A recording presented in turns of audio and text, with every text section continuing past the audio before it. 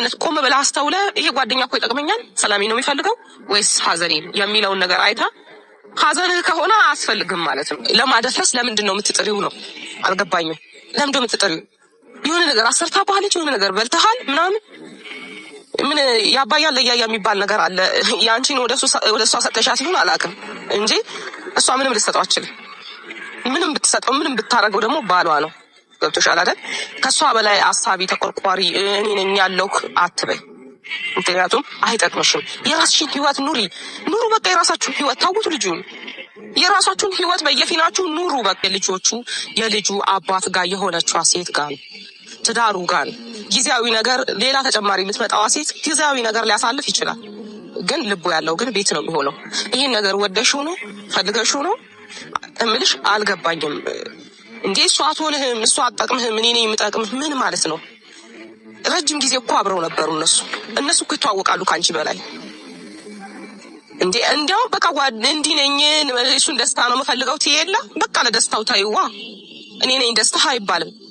ሚስቱ ናት ደስታው፣ ልጁ ነው ደስታው። እንዴት ልጁን በስስት እንዴት ያየው እንደነበረ ቪዲዮውን አይቼ በጣም ነው ራሴ መቋቋም አልቻልኩም። ምክንያቱም ከባድ ነው ያለው ስሜት፣ እውነተኛ ስሜት እውነተኛ ደስታ ነው ያለው ማለት ነው። እና አንቺ ያንን ደስታ ለማደፍረስ ለምንድን ነው የምትጥሪው ነው አልገባኝም። ለምንድን ነው የምትጥሪው? የሆነ ነገር አሰርታ ባህልች የሆነ ነገር በልተሃል ምናምን። እኛም የገረመን እኮ ይሄ ነው። ይሄንን ስትናገር የነበርሽ ሴትዮ ዛሬ ላይ ደግሞ አንድ እንዳይሆኑ ቀን ከሌሊት ስትለፊ እንቅልፍሽን አተሽ ሰላምሽን አተሽ እጅግ በጣም ተገረም።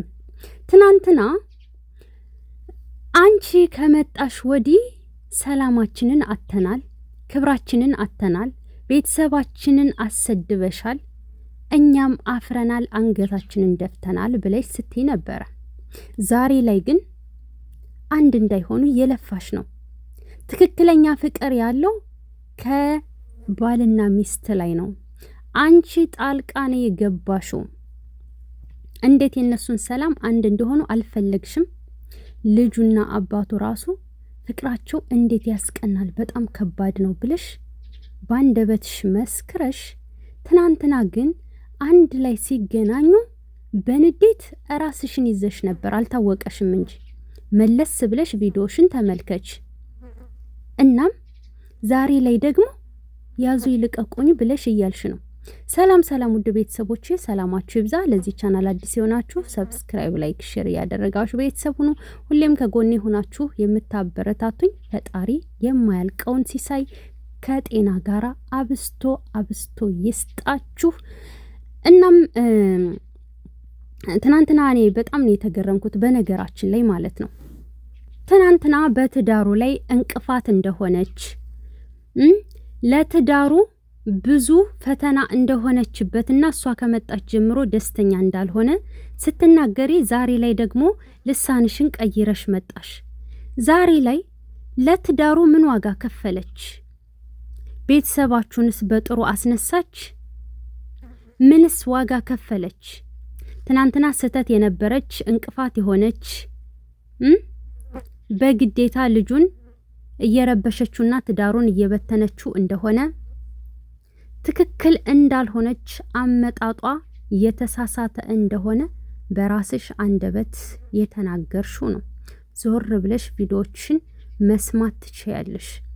እና ይቺ እንቅፋት የሆነች ሴት ዛሬ ላይ ለእናንተ ምን ዋጋ ከፍላ ነው? ምንስ አድርጋ ነው እንደዚህ እንድትቀያየሪ፣ እንዲህ ሰውነትሽ እስከሚጨባበጥ ሰውነትሽ ሆት እስከሚሆን ድረስ የቀየረችሽ? ምን ዋጋ ከፍላ ነው?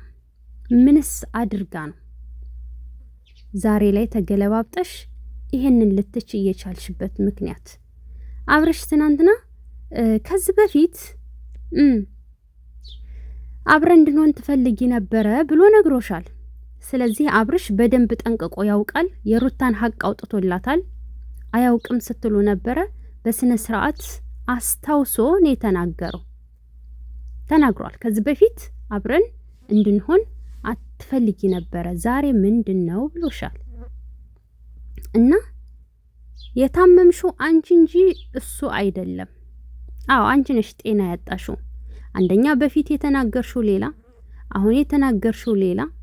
እንዴ እንደገና ደግሞ አንድ ላይ አትሆኑም በጭራሽ።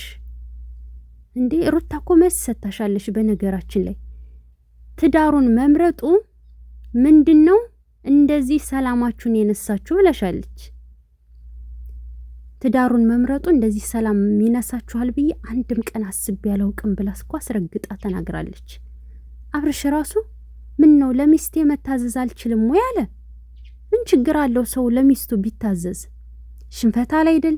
እንደውም በፈጣሪ ዘንድ በጣም ጥሩ ሐሰና ያስመዘግባል። ለሚስቱ መታዘዝን የመሰለ ነገር እኮ የለም።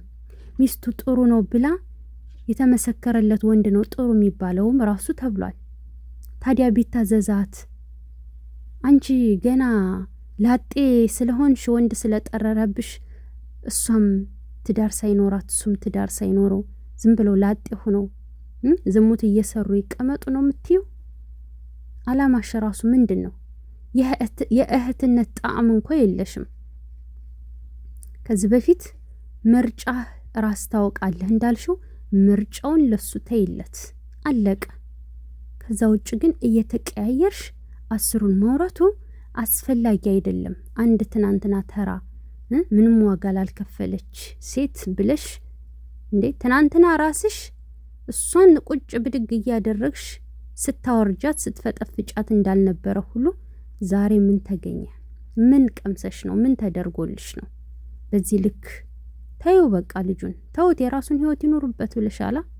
ተይው፣ ልጁን ሰላሙን ያገኝ፣ ልጁን ያሳድግበት። ተውት፣ ሁላችሁም ተውት።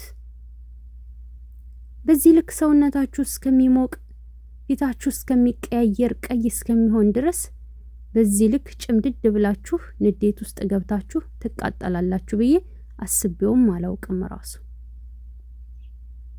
ልጁን ተውት።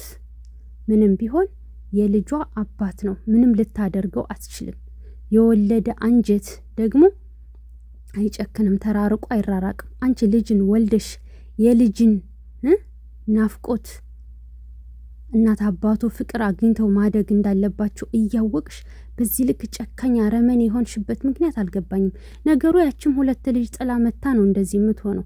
በልጅ ላይ የምትጨክነው በራሷ ልጅም ስለጨከነች ነው። አንቺም ደግሞ እንደዛው ደገምሽው ማለት ነው። ሰው እንዴት በዚህ ልክ አረመኔ ጨካኝ ይሆናል? ያንቺ ልጅ እና የአባት ፍቅር አግኝቶ ስላላደገች ሴትም ትሆን ወንድ ልክ ልዑልም የአባትና የእናት ፍቅር ሳያገኝ ማደግ አለበት ብለሽ ታስቢያለሽ? የኔ ልጅ የአባት ፍቅር አላገኘምና ሌላውን ማግኘት የለበትም። ተይ እንጂ ባክሽ። ልጁ አመልጧል። በቃ እንኳንም ነፃነቱን አገኘ፣ እንኳንም ሰላሙን አገኘ። በጭቅጭቅ ስላስመረራችሁት ምርጫውን መርጧል። ከዚህ በኋላ አይገኝም። ጎበዝ ይመቻ አብርሽ። እንዲህ ነው ባል፣ እንዲህ ነው ለሚስቱ ጠበቃ መሆን። አየህ አንተ ለሚስት ጠበቃ ስትሆን እሷ ደግሞ እጥፍ ድርብ አድርጋ ጠበቃ ትሆናለች። እንዲህ ነው ፍቅርን ሰጥቶ መቀበል ማለት። እንዲህ ነው ባል ማለት። እንዲህ ነው ጀግና፣ እንዲህ ነው አንበሳ ማለት። ለሚስቱ በቃ ጠበቃ የሚሆን መከታ ጋሻ የሚሆን ይሄ ነው ባል። እኛ የምንፈልገው ይሄን እንድትሆን ነበረ።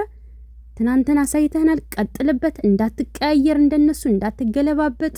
ፈጣሪ ከዛ ነገር ይጠብቅህ። በዚሁ ቀጥልበት። አኩርተህናል፣ ተመችቶናል። የስንት ዓመት ፍላጎታችን ምኞታችን ነበር፣ እሱን አሳክተህልናል። ትናንትናም ሁለታችንም አጥፍተናል። ሁለታችንም ይቅርታ ተጠያይቀን የበፊቱን ረስተን አዲስ ምዕራፍ ጀምረናል ብለሃል። ተመችቶናል። በቃ ይህንን አብርሽ ነበር እኛ የምንፈልገው። በዚሁ ቀጥልበት። 4 ነጥብ። ሌሎችን እንዳትሰማቸው። ላንተ መልካም ያልሆኑትን ላንተ ሐዘን እንጂ ደስታ ያልሆኑትን ሰዎች ከህይወት አስወጣ ብለሃለች ብዙ ከዚህ በፊት። አሁንም እሱን እያደረክ ነው። ተግብረህ አሳያቸው በስነ ስርዓት። ቀጥልበት። በህይወት ውስጥ ላይ ጣልቃ ገብተው የሚረብሹትን የሚያተራምሱትን የሐዘን ምንጭ የሆኑትን እያንዳንዱ ለቅመህ አስወጣቸው። አያስፈልጉም። ከጫታሙ ጀምሮ ከውሽሚት ጀምሮ ሁሎችም። ሚስትህ ላንተ ጌጥህ ናት። ሚስትህ በቂ ናት። ልጅህ በቂ ነው። አለቅ